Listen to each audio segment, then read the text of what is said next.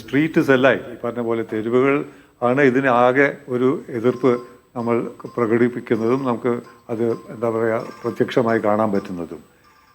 പക്ഷേ ഇതിൻ്റെ ഒരു ഇൻ്റർപ്രിട്ടേഷൻ ഇപ്പോൾ ഇസ്രയേലിൻ്റെ ഈ ധാർഷ്ട്യം ഈ യുണൈറ്റഡ് നേഷൻസിലുള്ള എല്ലാ റെസൊല്യൂഷൻസും എല്ലാ നയങ്ങളും ലംഘിച്ച് ഇസ്രയേലിന് തോന്നുന്ന പോലെ ചെയ്യുന്നു. അതിന് പിന്തുണ US നൽകുന്നതുകൊണ്ട് ആ ധൈര്യം വരുന്നത് അതുകൊണ്ട് തന്നെയാണ്. ട്രംപിൻ്റെ പ്രസിഡൻസിയിൽ അത് വളരെ രൂക്ഷമായി മാറിയിട്ടുണ്ടെന്ന് അറിയാം.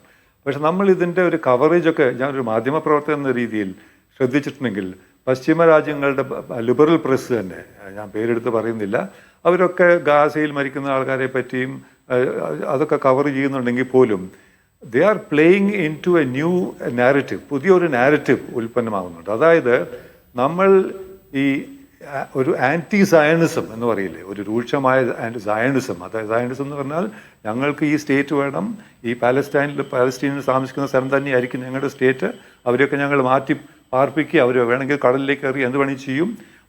അതാണ് settlement policy, forced eviction policy. അതാണ് പാലസ്റ്റീനിയൻസ് അവരുടെ നക്ബ എന്ന് വിളിക്കുന്നത്. ഇപ്പോൾ ഇസ്രയേലിലെ ഹോളോകാസ്റ്റ് ഉണ്ടായി, നേരത്തെ പറഞ്ഞ പോലെ ജൂതന്മാർ അങ്ങനെ സഫർ ചെയ്തൊരു റേസാണ്. പക്ഷെ അവരിവരെ പെർപ്പറേറ്റ് ചെയ്യുന്നത് അതേപോലെ ഒരു ഹോളോകാസ്റ്റാണ്. അതിനാണ് പാലസ്റ്റീനിയൻസ് അറബിയിൽ അവർ നക്ബ എന്ന് വിളിക്കുന്നത്. പക്ഷെ ഇതിനെ ചിത്രീകരിക്കുന്നത് നമ്മൾ ആൻറ്റി സയണിസ്റ്റ് എന്തെങ്കിലും പറഞ്ഞാൽ അത് ആൻറ്റി സെമിറ്റിക് ആയിട്ട് ആണ് വ്യാഖ്യാനിക്കപ്പെടുന്നത്. ഇപ്പോൾ നമ്മൾ ഈ പറഞ്ഞ പോലെ അമേരിക്കൻ യൂണിവേഴ്സിറ്റീസൊക്കെ യുവാക്കൾ ഇതിനെതിരായിട്ട് പോരാടാൻ ക്യാമ്പസുകളിലും വീതികളിലും ഇറങ്ങുമ്പോൾ അതൊക്കെ ക്രിമിനലൈസ് ചെയ്യപ്പെടുകയാണ്.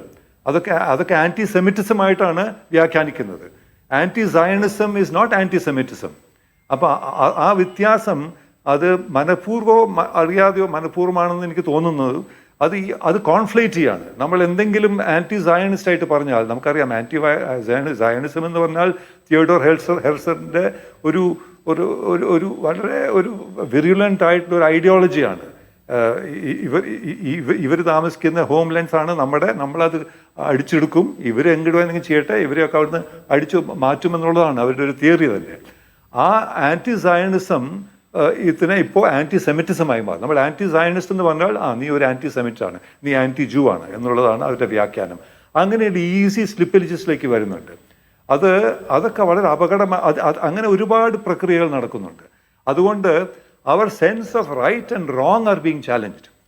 എന്താണ് ശരി എന്താണ് തെറ്റെന്ന് നമ്മുടെ ഒരു ധാർമ്മിക ഒരു ബോധമുണ്ടല്ലോ, ഒരു അവയർനെസ് ഉണ്ടല്ലോ, ഒരു ഉണർവുണ്ടല്ലോ, അതൊക്കെ അട്ടിമറിച്ച് അതിനെയൊക്കെ എന്താ പറയുക സ്റ്റാൻഡിങ് ഓൺ ഇറ്റ്സ് ഹെഡ് ആയിട്ടുള്ള അത് ഞാൻ പറഞ്ഞ നേരത്തെ ഒരു മോറൽ കോമ്പസ് തന്നെ ഇല്ലാത്ത രീതിയിലേക്കാണ് ഇത് മാറ്റുന്നത്. ഇതിന് ഒരുപാട് ഇംപ്ലിക്കേഷൻസ് ഉണ്ട്. കാരണം ഇവർ ഇസ്രയേൽ ചെയ്യുന്നത് ഇങ്ങനെ നടന്നാൽ പിന്നെ any rogue state can do anything it wants. യാതൊരു it is setting a dangerous precedent. പിന്നെ അവരുടെ ജനങ്ങളുടെ ഒരു ദയനീയത നമ്മൾ കണ്ടനുഭവിക്കുന്നുണ്ട്. പക്ഷെ നമ്മൾ നിസ്സഹായരാണ്. ഈ യൂറോപ്പിൽ അടുത്ത കാലത്ത് തന്നെ പശ്ചിമരാജ്യം UK അടക്കം പാലസ്റ്റൈൻ സ്റ്റേറ്റ്ഹുഡ് ആക്സെപ്റ്റ് ചെയ്യുന്നു. എന്നിട്ടും അവർക്കൊരു കൂസലുമില്ല. കാരണം it is finally Israel and US. അതാണ് ദി ആക്സിസ്.